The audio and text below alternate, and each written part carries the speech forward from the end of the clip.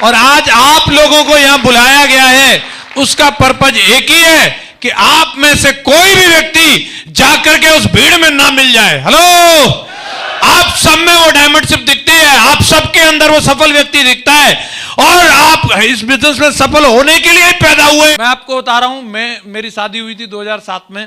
बहुत गरीब था मैं उस वक्त पर, लेकिन मुझे उस वक्त ही उसी दौरान ही कई ऐसे झटके लगे, तो उन सब झटकों ने मुझे एहसास कराया कि पैसा कितनी जरूरी चीज है, और मेरे घर वालों को पैसा ना होने की वजह से क्या क्या झेलना पड़ रहा है, मुझे क्या क्या झेलना पड़ रहा है। मेरी जिंदगी में भी एक और जिंदगी जुड़ गई है। बोले अब ये तुम्हारे हवाले है। कई लोग मैच्योर्ड 12-13 साल की उम्र में हो जाते हैं, कई लोग शादी होने के बाद होते हैं, और कई लोग पिता बनने के बाद होते हैं, कई लोग 55-60 में जाके होते हैं। होते तो जरूर है, कई लोग तब होते हैं जब मृत्यु सैया पे लेटे होते हैं, तब मैच्योरिटी आती है। कईयों को बहुत तगड़ा ज्ञान निकलता है उस समय। डिपेंड करता है, आती तो है, होता तो है एहसास। अब मुझे हुआ उस समय। यार मैं साला कहाँ हूं अभी, मेरे को कहाँ होना चाहिए।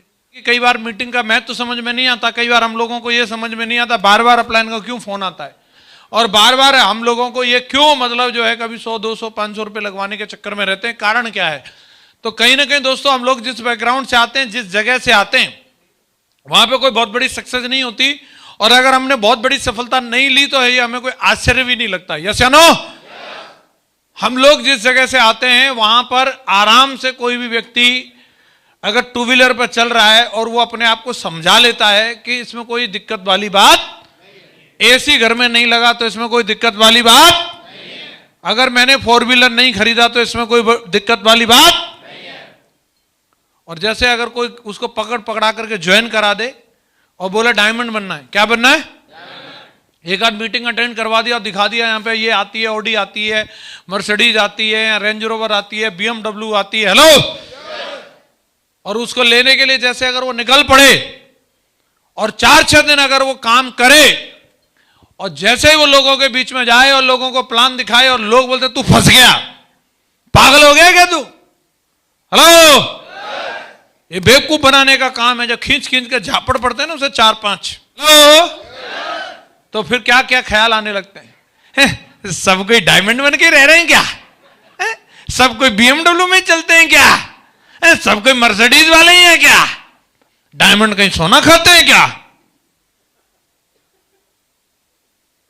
तुरंत गैंग बदल जाता है, तुरंत गैंग बदल जाता है। और गैंग जैसे बदला, जैसे उधर पहुंचता है, उधर तो पूरी भीड़ है, आ गया ना, सही है, अब तू लाइन पे। और अपने जैसे वहां तमाम लोगों को देख करके वो बंदे उसी में कंफर्टेबल हो जाता है। अगर उसमें कंफर्टेबल ना हो तो उसको यार लोड लेना पड़ेगा, मेहनत करनी पड़ेगी, पेन लेना पड़ेगा, और वो लेना उसके बस की बात है नहीं। और उसी भीड़ में जाकर के वो व्यक्ति उसी भीड़ में जाकर के मिल जाता है। उस भीड़ में से कैसे न कैसे वो निकल के आ सकता था, इधर वो बैठ सकता था, यहां जैसे ये डायमंड क्लब बैठा वो भी हो सकता था। हेलो, लेकिन समझाने वाले दोनों तरफ हैं, उधर भी और इधर भी। हेलो, जो इधर नहीं आएगा तो वो किधर भी तो जाएगा कि नहीं जाएगा? तो वो किधर ज्यादा रहता है? फिर उधर ज्यादा रहता है। तो जिधर ज्यादा रहेगा वो अपनी तरफ खींच लेंगे। हेलो, वो अपनी तरफ खींच लेते हैं, मिल जाता उन्हीं में। और फिर ढूंढ के भी आप पहचान नहीं सकते कि कौन इस बिजनेस का डायमंड था, कौन इस बिजनेस का मरकरी था, जो अभी चौक घिस रहा होगा कहीं पे। हेलो, और उसे मालूम ही नहीं है मेरे से क्या छूट गया। चला रहा होगा कहीं दुकान, कर रहा होगा कहीं खेती। एक बात बताओ, हमने कौन सी हार्वर्ड में जाकर के डिग्री ली है कोई? अगर हम हो गए तो वो नहीं हो सकता था क्या? एक ही अंतर है उसमें और हम में कि हम उस भीड़ से बाहर निकल के आए, लगातार मीटिंग में आते रहे और अपने आप को ये समझाते रहे कि हम उस भीड़ का हिस्सा नहीं है, हमें उस भीड़ से अलग होना है, इसलिए हम लोग यहां हैं। और वो इस मीटिंग में आया नहीं और इसलिए वो भीड़ का हिस्सा बन के रह गया। हेलो, लेकिन अगर आप किसी भी तरीके से हमारे रेडियस से बाहर हुए, फिर सवारी अपने सामान की स्वयं जिम्मेदार है। और अगर जब तक आप हमारे रेडियस में हो हेलो, यहां किसी की परमिशन नहीं ली जाती।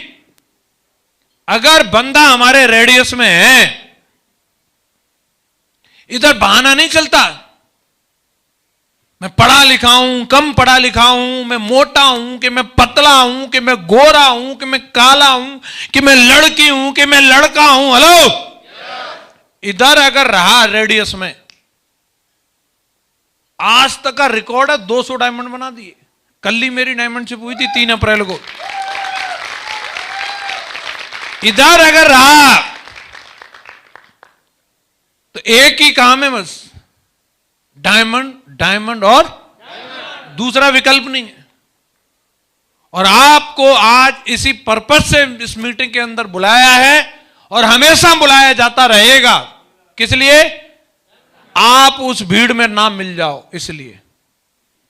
हेलो, क्योंकि वहां इतने लोग हैं कि तुम जैसे बहुत मिल गए, उसमें बड़े बड़े धनुषधारी खो गए, वो टॉर्च लगा के ढूंढने से मिलेंगे नहीं। अब कोई लुंगी में घूम रहा होगा। यहां देखो आप, यहां एकदम बढ़िया टाई वाई लगा करके, कोट पैंट पहन के, पूरा जेल वेल लगा के हैं,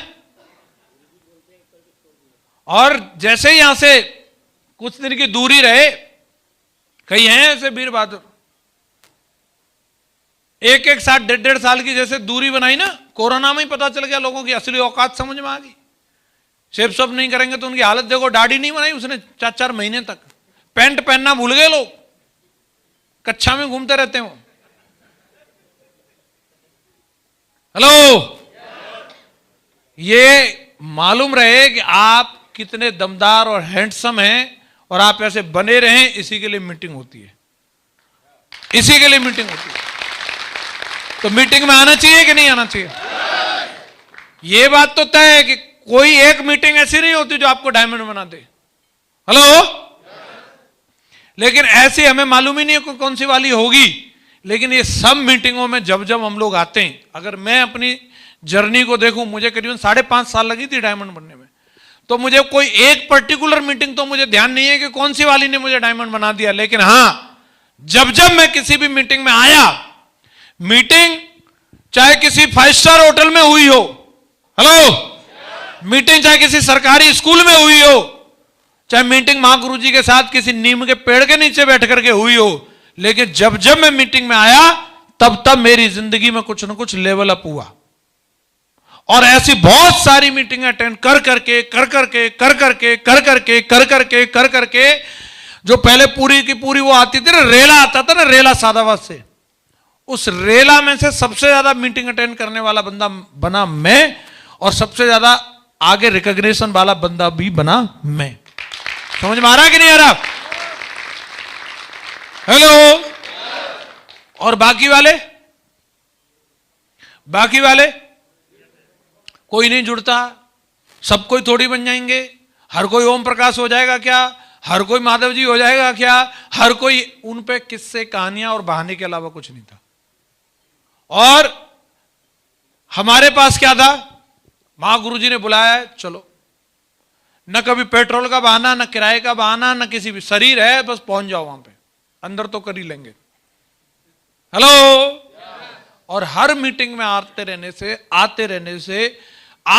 से सारी बातें तो एक ही मीटिंग में समझ में नहीं आ जाती, लेकिन हाँ, कोई ना कोई ऐसी बात होती है जहां हम अटक रहे थे, जहां हम फंसे पड़े थे, और उस चीज में से बाहर आने का मौका मिलता है।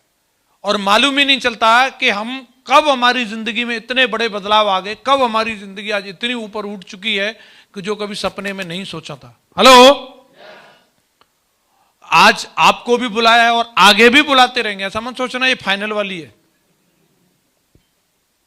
हेलो, ये अलग अलग लोगों का होता है। कौन कब गर्म होगा, कौन कब चार्ज होने वाला है, ये किसी का मालूम नहीं। बस अपनी एक ही जिम्मेदारी है कि जब भी हमें बुलाया जाए, हमें आकर के हाजिर हो जाना है। हाजिर हो सकते हैं? हाजिर होते रहेंगे। अच्छा, मीटिंगें एक से एक दमदार होती हैं। मैं देखता हूं जब भी आज तक के रिकॉर्ड में जितनी मीटिंगें हुई हैं, हमें क्या लगता है, ये अलग बात है, लेकिन मीटिंग कोई भी लीडर करे, चाहे आपका कोई डायमंड अपलाइन करे, चाहे महागुरु जी लोग करें, कभी भी मां गुरुजी लोगों की तरफ से कोई ऐसी मीटिंग नहीं होती, हाँ जी चलो आ रहे हैं, हाँ भाई ठीक है, जैसे छोटे बच्चों को बोलते तुम छोटे बड़े लिख लो, तुम गिनती लिख लो, हाँ भाई चलो तुम 1 2 3 चलो हम आ रहे हैं घूम के। ऐसे कोई मीटिंग नहीं, पूरी तैयारी के साथ मीटिंग होती है, कौन आ रहे हैं, किनसे बात करनी है। कुछ लोगों पे वो चीज बड़ी दमदारी के साथ असर करती है और कुछ लोग हाँ ठीक है। ऐसा क्यों? ऐसा क्यों? एक ही स्टेज से एक ही व्यक्ति एक ही हॉल में बिठा करके सबको एक ही चीज के बारे में बताया जा रहा है, तो सब पे बराबर उस चीज का असर होना चाहिए कि नहीं होना चाहिए? हेलो, सेम कंपनी में मैं भी काम कर रहा हूं, मेरे यहां के और भी पूरा गैंग आता था सादाबाद से, वो सबको भी उन्होंने भी वही सब बातें सुनी, तो उन सबको भी सेम लेवल पे होना चाहिए। तो कुछ न कुछ चीजें रहती हैं, कोई ना कोई वजह रहती है कि आदमी सब चीजों को जानने के बाद, जानकारी तो सबको मिल रही है ना, हम सब जहां बैठे हैं तो हम सब चीजों से अवेयर तो हैं, और मानने के बावजूद, मानते भी हैं तभी तो टाई लगा के आ रहे हैं हम यहां पे, और इसके बावजूद भी अगर हमारी जिंदगी में बदलाव नहीं आ रहा, वो चीजें इतनी दमदारी के साथ बोली जा रही हैं और कईयों का कुछ भी इतिहास भूगोल कुछ बदलता ही नहीं दिख रहा, चैक चूक उठता ही नहीं दिख रहा, और एक व्यक्ति का इतना जबरदस्त होता है कि बस पूछो ही मत कि साला वो क्या से क्या कर दे। जानना चाहते हैं इसके पीछे कारण क्या होता है? क्या कारण होता है? मैं देखता हूं महागुरुजी लोग, मैं पिछले करीब 17 साल से लगातार देख रहा हूं, बहुत सारे लोग आए और बहुत सारे लोग गए, ऊपर से भी खिसके नीचे से भी खिसके, और ये आना जाना लगा रहता है। लेकिन महागुरुजी लोगों की न मेहनत कम हुई, न उनका कमिटमेंट कम हुआ, न एक्साइटमेंट कम हुआ। और हमारे ऐसे टीम में भी बहुत सारे लीडर हैं, उनके भी अपलाइनों में से बहुत सारे लोग खिसके, बहुत सारे डाउनलाइन में से भी खिसके, लेकिन वो नहीं खिसके, वो आज भी जब दमदारी के साथ में डटे हुए हैं। अब आप खिसकने वालों के पास जाओगे, आप जाकर के उनके रोने को सुनोगे तो वो रोना रोएंगे, वो बताएंगे क्या क्या चीज बताएंगे, प्रोडक्ट खराब था, पे आउट खराब था, अपलाइन खराब था, डाउनलाइन खराब थी, और क्या बोलेंगे पैसे की दिक्कत आ गई थी, मेरे चेक नहीं बन रहे थे। वो जितनी समस्याओं की लिस्ट बताएं, आप पूरे दमदारी के साथ लिख के ले आना, और एक बार इन सब सक्सेसफुल लोगों पे अप्लाई करके देखना क्या वो सारी समस्याओं का सामना इन लोगों ने नहीं करना पड़ा इनको। हेलो, करना पड़ा कि नहीं करना पड़ा? पैसे की दिक्कत इनको भी रही होगी कि नहीं रही होगी? लोगों की ना इन लोगों ने भी सुनी होगी कि नहीं सुनी होगी? प्रोडक्ट का चैलेंज इन लोगों को भी आया होगा कि नहीं आया होगा? अरे महागुरुजी के पास भी कोई फोन आता होगा, साड़ी फटी निकली है, नहीं आता होगा क्या?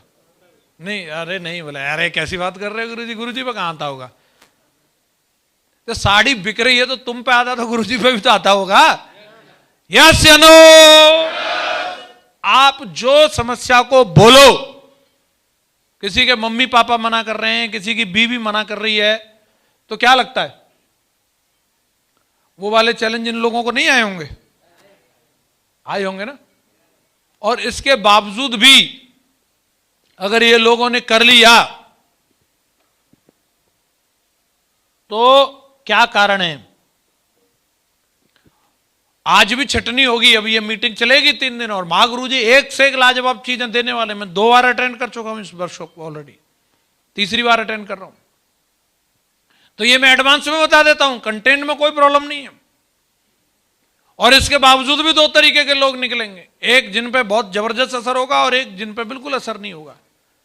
तो कई सोच रहे शायद ये पढ़ाई लिखाई का चक्कर होगा सर, कुछ ऐसे बुद्धिजीवी लोगों को समझ में आ जाएंगी बातें, बाकी कुछ होंगे डर ढक्कन वाले, उनको समझ में ना आए। तो ऐसा भी नहीं, कई देसी भी होंगे यहाँ पे बिल्कुल एकदम से दमदारी के साथ समझ के जाएंगे, और कई बुद्धिजीवियों को भी कुछ समझ में नहीं आने वाला। तो इन शॉर्ट अगर मुझे जो लगता है कि आदमी को कब सब चीजें समझ में आने लगती हैं, उसे जर्रे जर्रे से सीखने का एहसास होने लगता है, उसे पेड़ पौधे भी सिखाने लग जाते हैं, उसे साला गली का कुत्ता भी उसको ट्रेनिंग देने, उसमें भी ट्रेनिंग नजर आने लगती है, गाय भैंस बकरियों में भी ट्रेनिंग नजर आने लगती है। उसको अगर किसी गुरु का दर्शन हो जाए, वहां विभोर होकर के साला ऐसा सुनने लगे, आंसू बहने लगे, और वो पूरी तरीके से एकदम अपने आप को साला खपा दे, जमा दे, पता नहीं क्या कर दे। ऐसा कब होता है? जानना चाहते कब होता है? कब होता है? जब इंसान को एहसास होता है। क्या होता है? क्या होता है? कईयों के मुंह में पान है, क्या होता है? पान खा के तो नहीं है? अच्छा फिर ठीक है। क्या होता है? क्या होता है? कौन सी सब्जी मंडी में मिलता है ये? कौन सी दुकान में मिलता है? ये कहीं नहीं मिलता साहब, ये कहीं नहीं मिलता।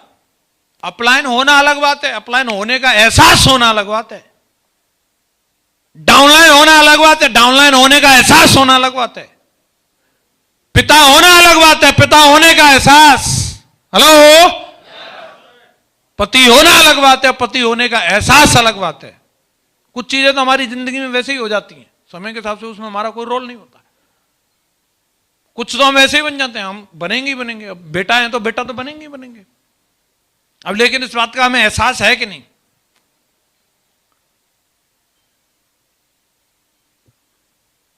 और जिन लोगों को अपनी जिम्मेदारी का, अपने आप का, अपने रोल का होता है एहसास, क्या होता है? क्या होता है? वो लोग हर एक चीज को एक अलग नजरिए से देखते हैं और हर चीज की गहराई को समझते हैं। जिनको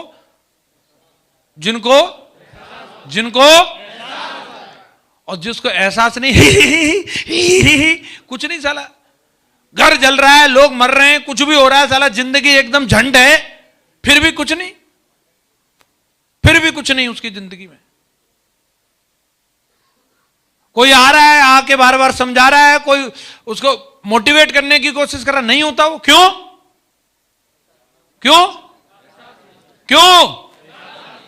एक आदमी 18 घंटे काम कर रहा है, एक आदमी साला कहीं पे भी जाने के लिए अंडमान निकोबार तैयार है, एक आदमी फोटो से काम चला रहा है, एक आदमी वीडियो से काम चला ले रहा है। साक्षात खड़े ब्रह्मा खुद स्वयं, तो भी एक आदमी कुछ करने के लिए तैयार नहीं। क्यों? अरे बोलो, उसे एहसास ही नहीं है।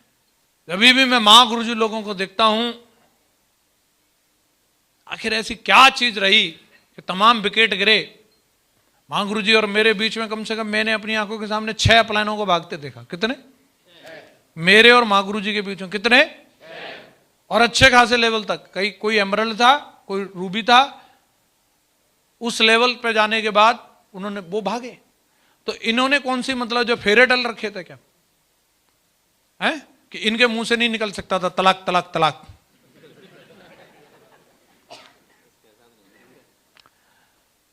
क्या ऐसा था सेफ शॉप से इनका कुछ मतलब वो था, बॉन्ड साइन था, आपने छोड़ा तो बोला आपको कुछ पनिशमेंट मिलेगी।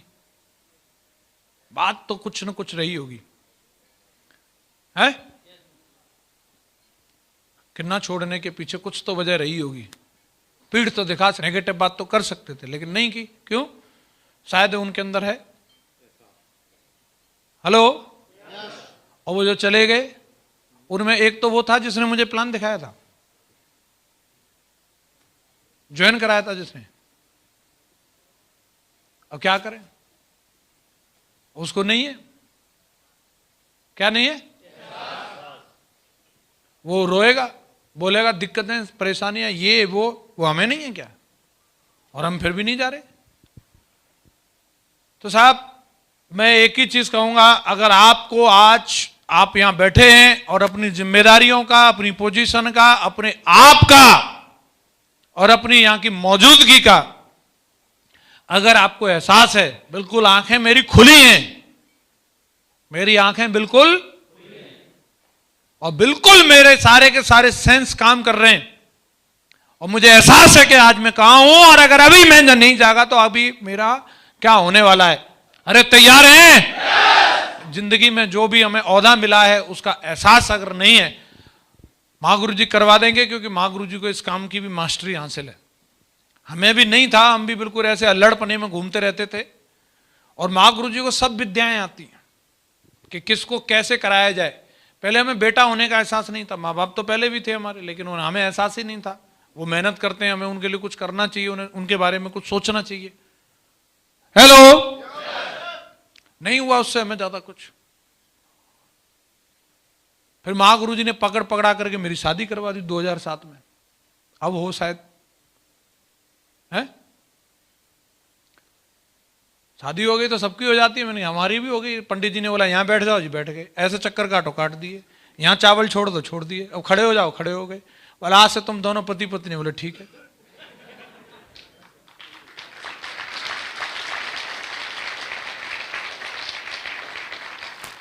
ताली बजा रहे हैं इस बात पे, बढ़िया। बोला आपकी शादी होगी तो